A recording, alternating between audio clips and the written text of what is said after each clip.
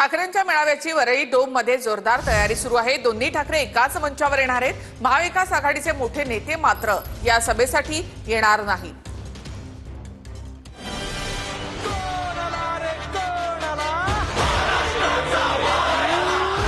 जल्लोषात गुलाल उधळत आपण सर्वांनी यावं अशी मी आपल्या सर्वांना विनंती करतो। ठाकरे बंधूंच्या मेळाव्याची जोरदार तयारी सुरू आहे।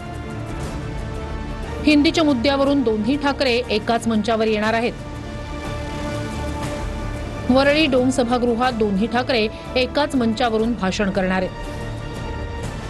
दोन्ही ठाकरेंच्या मेळाव्याचा टीझरही रिलीज करण्यात आलाय।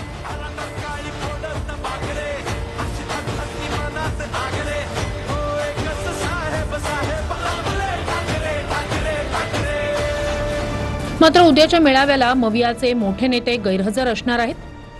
शरद पवार आणि काँग्रेस प्रदेशाध्यक्ष हर्षवर्धन सपकाळ उद्याच्या मेळाव्याला येणार नाहीत। दोन्ही ठाकरेंच्या मेळाव्याचे मुंबई, ठाणे आणि नाशिकमध्ये मोठमोठे बॅनर लागले। उद्याच्या मेळाव्यावरून दोन्ही ठाकरेंचे पक्ष आणि सत्ताधाऱ्यांमध्ये जोरदार राजकीय वाकयुद्ध सुरू झाले। महाराष्ट्राच्या राजकारणातला एक ऐतिहासिक दिवस आहे। एक तर मराठी विजय दिवस म्हणून आहेच, पण महाराष्ट्राच्या सामाजिक आणि राजकीय वातावरणामध्ये नवे बदल घडवणारा दिवस। सत्तेसाठी वेगळे झालो, सत्तेसाठीच एकत्रित आलो। कास मराठीची धरली, निवडणुकीत केमचो वरली। मुख्यमंत्री महोदयांच्या बाजूनी बोललो की भ्रष्टनाथ मिंदेंचे जे मंत्री आहेत ज्यांनी हा जीआर काढला ते कुठे गायब आहेत कोणालाच माहिती नाही। ह्या जीआरचा जो गोळ घातलाय तो दादा भुसेने घातलाय। फडणवीसजींना अडचणीत आणण्यासाठी तो गोळ घातलाय का, हा भाजपने विचार करण्याची गरज आहे आणि मग त्यांनी मला धन्यवाद द्यावे। जोरात तयारी चालू आहे। आम्ही कालच वरळी डोमला पण जाऊन आलो। पोलिसांशी पण आमची चर्चा झाली। कुठने एंट्री असणार, कुठने एक्झिट असणार, कुठे स्क्रीन लावायची, या सगळ्या गोष्टी आता जवळजवळ त्याची निश्चिती व्हायला आलेली आहे।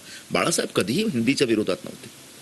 आता तुम्ही उद्या जे काही तुमचा जो रॅली आहे तो हिंदीच्या विरोधात आहे। तुम्हाला लाज वाटत नाही? बाळासाहेबांनी हिंदीवर सतत प्रेम केला। उद्धव ठाकरे कुणाचाही भाव होऊ शकत नाही। आता अतिशय नामुष्की आली, सगळं संपलंय।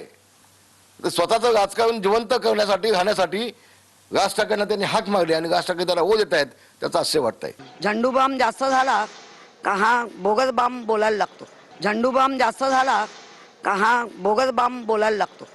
काय की बाम लावून काय डोक्यावर परिणाम होऊ शकतो ते उदाहरण आहे त्याचं। ज्या व्यक्तीला दोनदा पडल्यानंतर देखील निर्लज्जपणे विधान परिषद वगैरे घेतली, मंत्रिपदं घेतली, सगळं काही मजा मस्ती करून पळून गेले, त्या व्यक्तींवर मला बोलू इच्छित नाही मी।